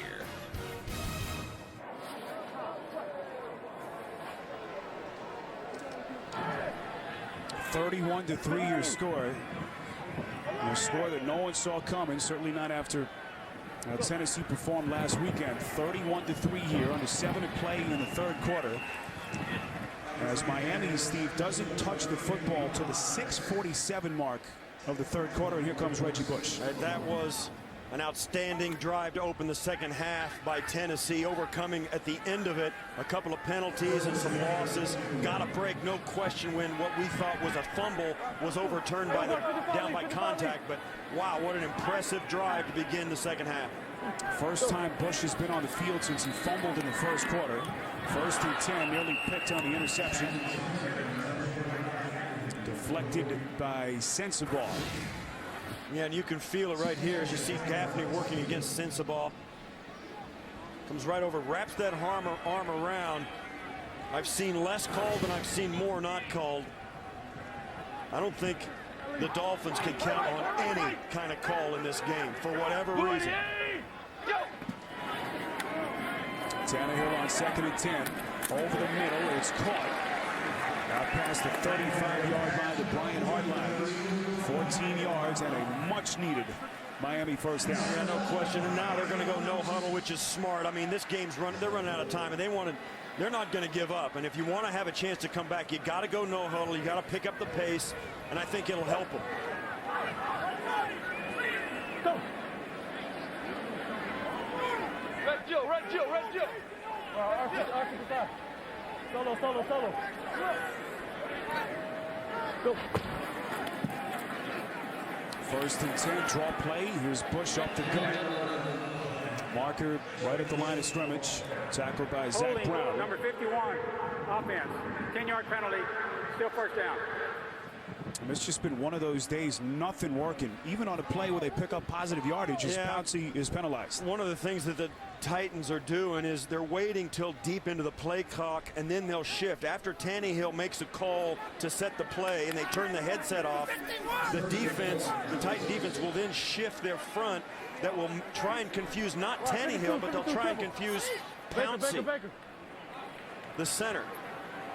It's very interesting, something that McCarthy talked to us about in our meeting with him yesterday. Trying to keep this Miami offensive line on its heels. 1st and 20 as they bury Tannehill for the sack. St. Derek Marks with a hard hit. And Miami going backwards once again. From the defensive tackle spot, Marks just comes right in. Gets a lot of help from Zach Brown right here. And they creep up, they come in, and Marks comes from the far side, loops around, and comes in untouched. It's going to come from all the way over here, comes right up inside Incognito. And because of the stunt on the other side, there's too much space for Incognito to stop him. Marks, the former 2nd-round pick in 09. Another incomplete pass. That one intended for the tight end, Clay. And it will be 3rd and 28. Joe Philbin, I mean, if there's somebody who can relate to what Joe Philbin's going through today, it's Mike Munchak. The exact same thing happened to the Titans last week. It was 31-2 last week in Tennessee. At Chicago, the home team getting thumped pretty good, and today it's the same story on the other foot for the Titans. Go. Tannehill trying to keep the play alive. Goes to his check down, Daniel Thomas. Needing to get way out to the 46. Not even close. And Miami will punt.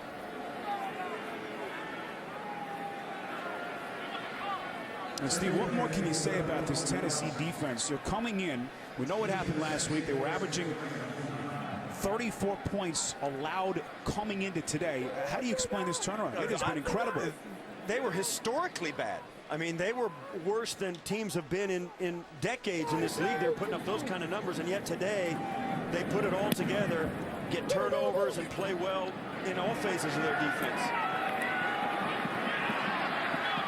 Reynard backpedaling, fielding from inside his own 5. Excellent return by Reynard, out past the 30. Tackle made by Amaya after Reynard with a 28-yard return. Timeout.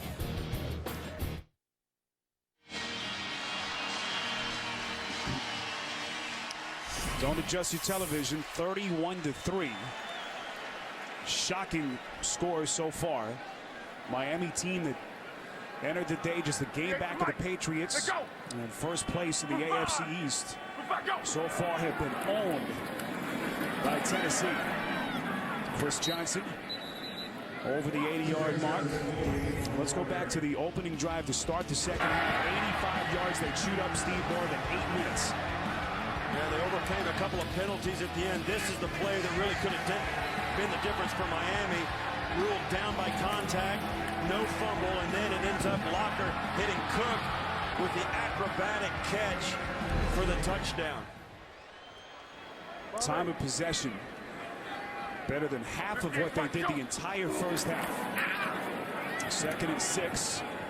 Johnson close to the 40, tackled by Sean Smith. The other thing about Jake Locker, not huge numbers, just over 100 yards passing. He's got 8 completions, Steve, to 7 different receivers. Yeah, he has spread the football around, no question, but the plays he made with his legs. And in fact, the 2 passes that we saw in that last drive, the looper to Kenny Britt and the touchdown to Cook, those were really made possible because he's been hurting the Dolphins with his feet. When he's threatened the run, the Dolphins froze their feet and came up to tackle him, and he looped the ball over their head, particularly on the one to Britt, and that made the difference in keeping that drive alive. Johnson lines up at the offset eye on 3rd and 1. He's got the first down. Johnson now close to the 90-yard mark. And it looks like that long run of 22 straight games for the Miami defense not allowing a 100-yard rusher is nearing its end. Chris Johnson, as we said in the early parts of this game, first 5 games of this season really struggled, did not have good numbers, had trouble getting it going. In the last 5 games, he has really turned it on. Wait. Let's go. Green 8. Johnson 6th in the league in rushing entering today. Locker on 1st and 10. Finds his man on the outside. It's Damian Williams making a miss. And the former USC star with a 16-yard pass play. Last time this Miami defense allowed a 100-yard rusher, Ben Tate. I think it was probably Arian Foster, was Tate. Long time ago, 103 yards on 23 carries. The Texans' 23-13 victory. 22 straight games since that day. And you think about it, that's 103 yards. It's not like they gave up 190 or something. I mean, they are tough to run against. 1st and 10, Johnson again inside the 30, got the first down. And right now, this Miami team, just look at the body language, it almost seems like this game is over. Yeah. And there it is. I mean, he just went over the 100-yard mark for the day, and this Miami team is really, and this defense is really demoralized because of the fact they've been put in a tough position. A pick 6, turnovers in the first half that put them in a bad spot, and a young quarterback for the 2nd week in a row against this Miami defense has looked very good and really had the game of their season. Go. 1st and 10. That was Reynaud with a chance. Now, people, Stephen, we talked about, what happened in Nashville last week at 51-20. But they've had some impressive wins. They beat Pittsburgh, the overtime win at Buffalo. Yeah, no question. That game last week put out a lot of doubt in people's mind, but they bounced back. So with that, we reach the end of the 3rd quarter. Tennessee 31, Miami 3. You're watching the NFL, home of Super Bowl 47.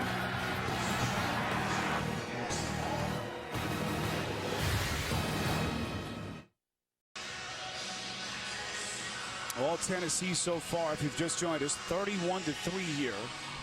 Titans team that ended the day just 3-6 on the heels of a 51-20 defeat to Chicago last Sunday.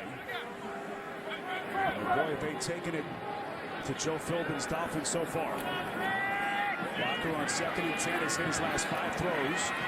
Tucks it away himself, takes a hard hit at the 21. Locker wants a penalty.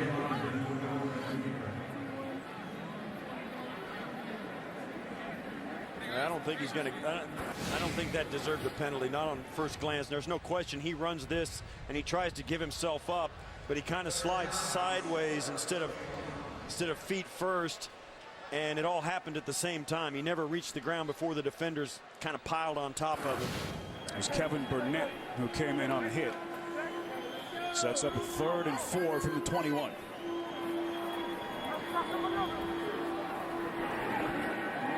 Locker airs it out, end zone, incomplete. Unable to find Kenny Britt. And that's the one throw I've seen all day. We've mentioned how windy it is early in the going. That pass looked to sail a little bit. It didn't turn over in the air, and it was overthrown a little bit, no question, but it looked like it got a little further than even it was going to get when he released it. What a difference a week makes. 37-12 at this point last week against the Bears. They had given up 50 points in that game with 10 minutes remaining. Challenged by their owner, Bud Adams, this week. And boy, have they responded. 38-yard attempt by Baronis is good. And Tennessee building on its lead in a one-sided affair so far in Miami. The NFL on CBS is sponsored by KFC. Come in today and taste why fresh is better.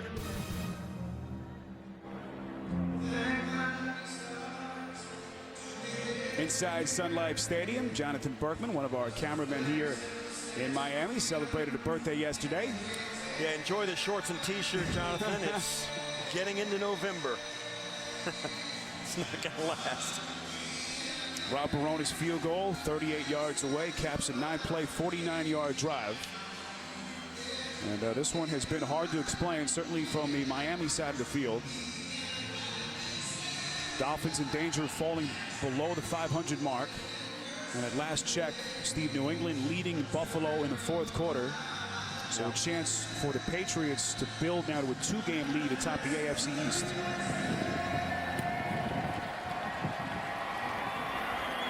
Booming kick by Barones through the end zone as Marcus Thigpen helplessly looks on. Ryan Tannehill onto the field, his Dolphins down by 31. He's not Dan Marino yet. You see right there, that's Mike Sherman, the offensive coordinator of the Dolphins. I spoke to him this week, and he's pretty positive about this guy. And he has good reason to be. Tannehill played under Sherman at Texas A&M. Sherman took over before Tannehill's redshirt freshman season. And what a huge day for A&M, by the way, yesterday with that shocking victory. Yeah, I think Mike Sherman has said Tannehill has even handled the no huddle much better than he anticipated him being able to. And I think a lot of teams, we see it as a trend around the National Football League. The faster you run it, the more success you have if you can just make some first downs. Tannehill does a nice job with it. What a catch by Bass. Sacrificing his body as Tannehill aired it out. As they pick up 16 and a Dolphins first down. I don't think there's any question if you look at what this team needs. In a day like this, you kind of say what kind of stands out. But I think the Dolphins, you got Devon Bess, who's very solid as a slot receiver, very strong on the ball. Hartline has emerged into a very dependable receiver. But I think they'd love to have a big physically gifted wide receiver. Tannehill going end zone again. He had Hartline. Excellent recovery by Jason McCourty to negate the 6. Yeah, it looked like it was going to be perhaps a good catch for a touchdown by Hartline. McCourty gets his eyes around, finds the ball, and gets his hand on it just in the nick of time. Well played by the DB. McCourty knocking it away. You can't do it better than that. Hartline had a shot at it, but McCourty took it away. Daniel Thomas split at the top of your picture. This is 2nd and 10. Tannehill working from the gun from the 19. Incomplete. Trying to find Thomas. And Tannehill doesn't like that. That's on him. It's a little bit outside.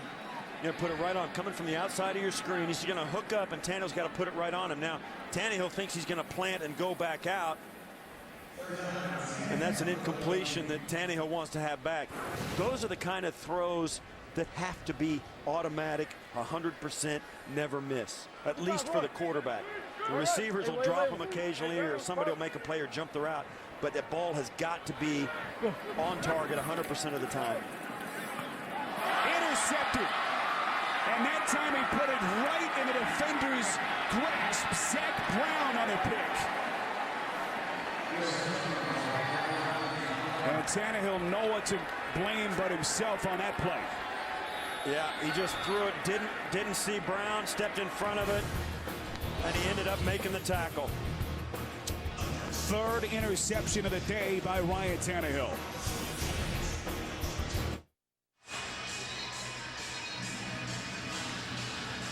Now, turnovers have been the story. Ryan Tannehill, 0 interceptions in the 4 games coming into today. That was his 3rd a moment ago.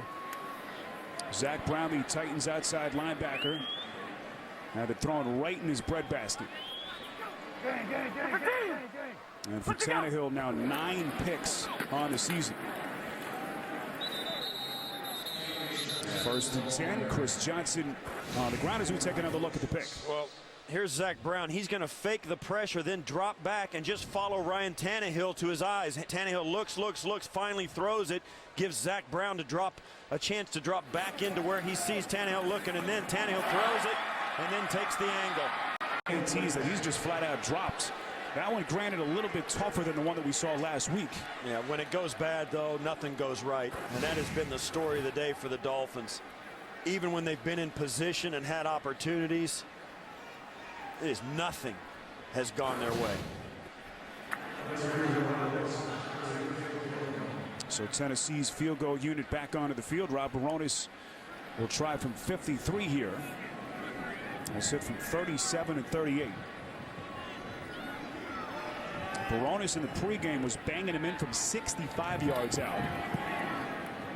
This one has the distance, and it is good. What a kick by Baronis, 53 yards, and it's a 37-3 Tennessee lead. The NFL on CBS is sponsored by Windows 8. Applebee's. Try Applebee's new Southwest Flavors 2 for $20 menu all season long. See you tomorrow. And by Verizon. Now more than ever, Droid does.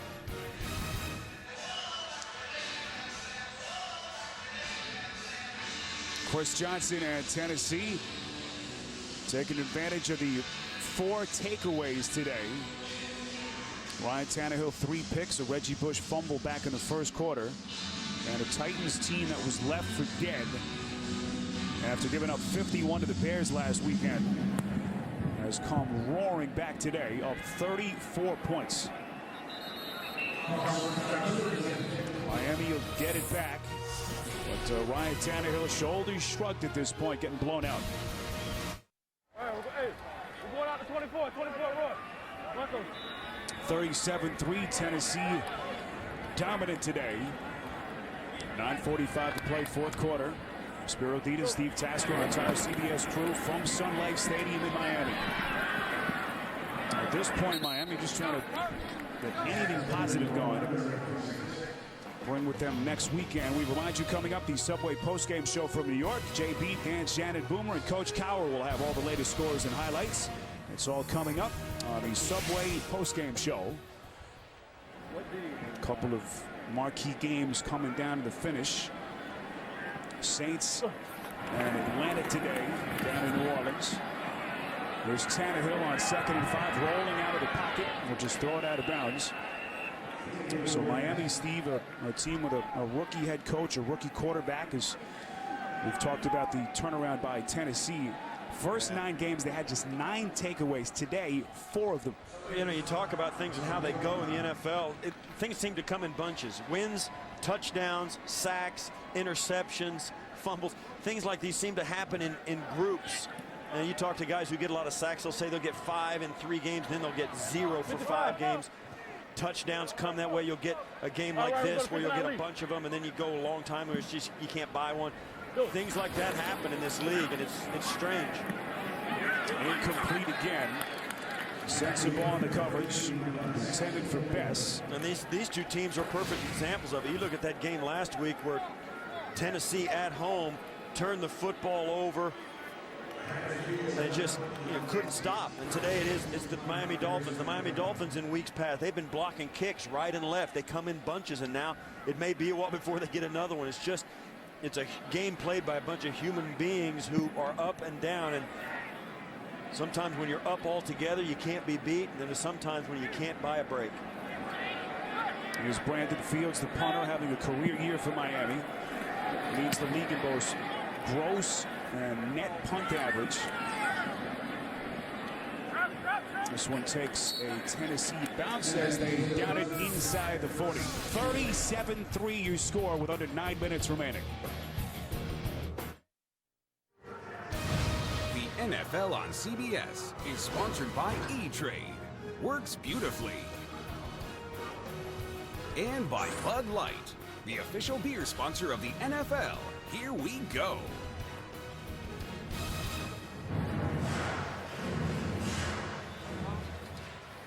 Tennessee 37, the Dolphins 3. Matt Hasselbeck on in relief of Jake Locker. Solid day for Locker, his first game action since September the 30th. Multiple dislocations to that left shoulder, and what a day for Chris Johnson. Johnson over the century mark. Had 60 yards in the first half, and he will nearly equal that here, Steve, in the second half.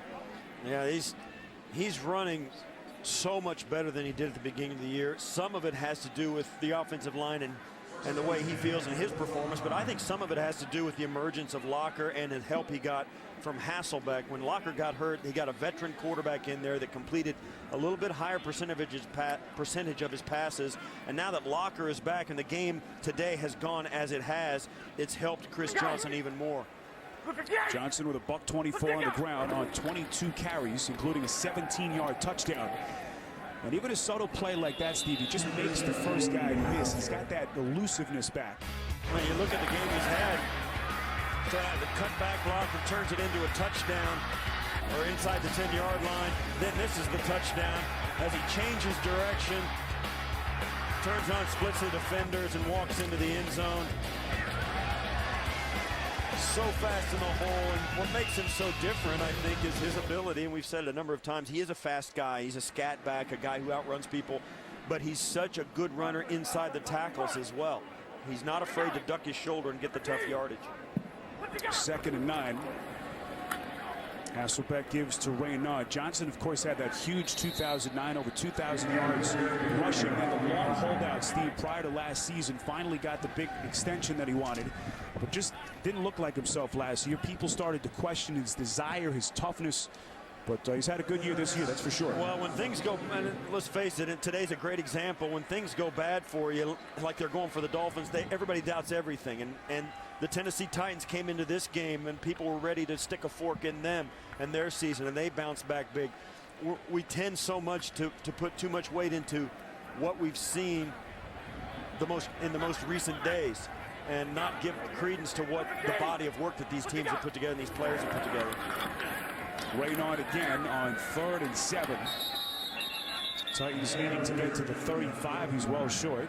And I wouldn't be surprised if we see Baronis again. Well, he was hitting from 65 before the game. Kind of no man's land here. There's Baronis on the sideline. And they're going to stay and keep the offense on the field. They're not going to punt it. They're going to try and convert this 4th down. I wouldn't be surprised, really, if they try and get the Dolphins to jump off sides and maybe not snap it. But then again, why bother? Yeah, I mean, that's... So Hasselbeck onto the field here, will stay there. 4th and 4 from the gun. Delay a game. Offense. 5-yard penalty. Still 4th down. Yeah, well, they were too long in the huddle if they were going to try and get him to jump off sides. And now they're going to end up having to punt it away. Well, they can't be perfect, but they've been very near perfect today. Up 37-3 as we move inside of 6 minutes.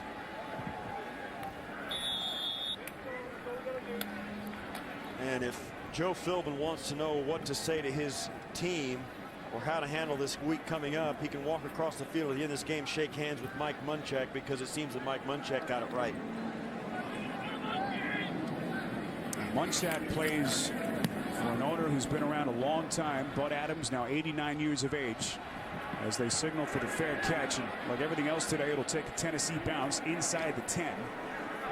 That's a good point. It's like everything else. Miami's owner kind of was another marker's thrown, Steve, you're right. Back at midfield late. Miami's owner, Stephen Ross. Steve, obviously much younger, taking over ownership of this franchise in 2009. Running into the kicker, number 14, defense. Penalty is declined. 1st down. Yeah, and it's a good... if Tennessee had not gotten that delay of game penalty, that running into the kicker would have given him a 1st down. So Matt Moore onto the field. Ryan Tannehill's day is done. Well, I guess Joe Philbin deciding enough's enough. Matt Moore, the 60-year vet, filled in for Tannehill after Tannehill went down against the Jets back 2 weeks ago. Suffered that left knee / thigh injury. Moore's had experience here. Led Miami to wins in 6 of their final 9 games last year. Yeah, in his brief stint in relief this season, Moore was 11-19 for 131 yards and a touchdown. Louis, go! 1st and 10 to give to Thomas.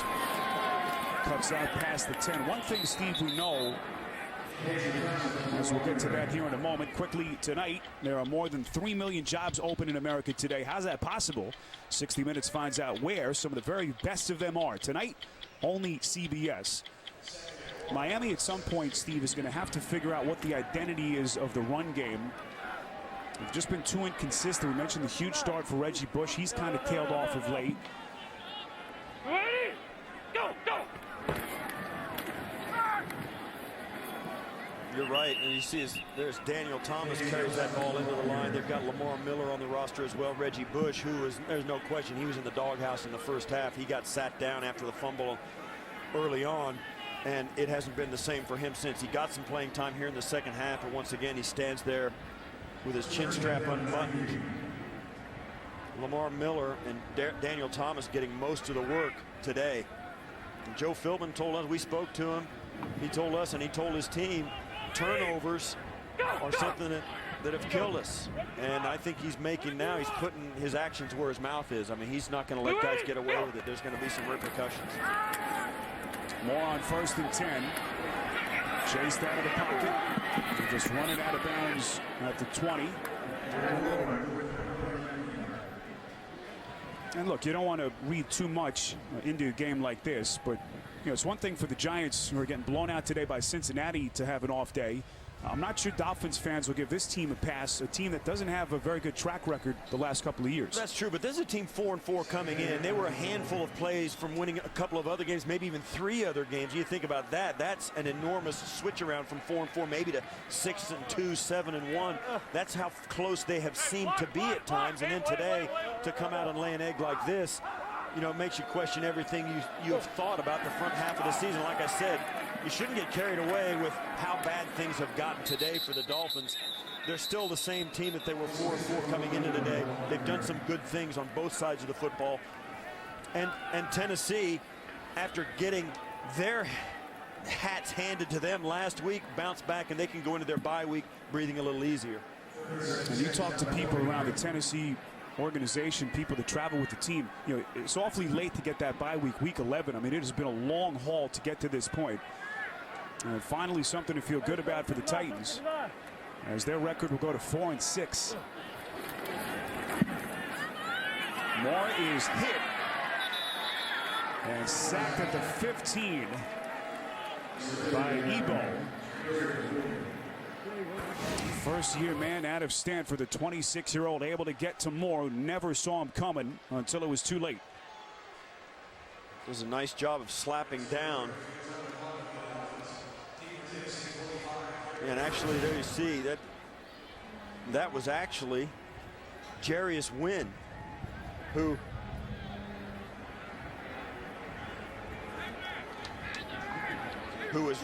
just took Ebo's place. I had him on my roster as well.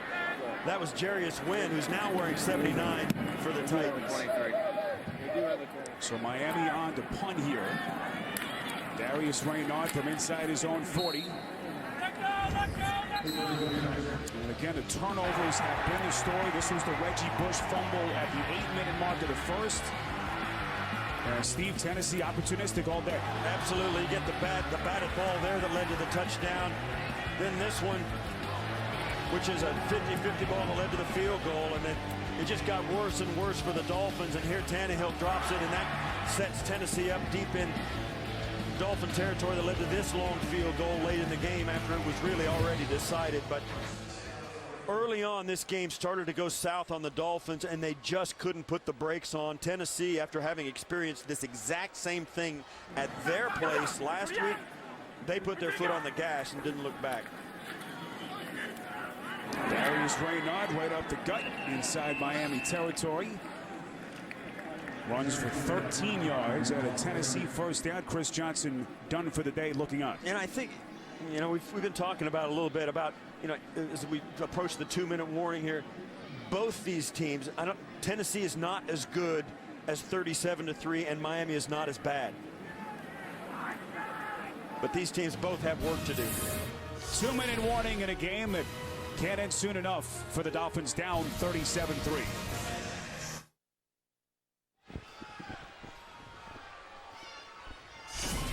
Jake Locker, all smiles today. back on the field for the first time in 6 weeks.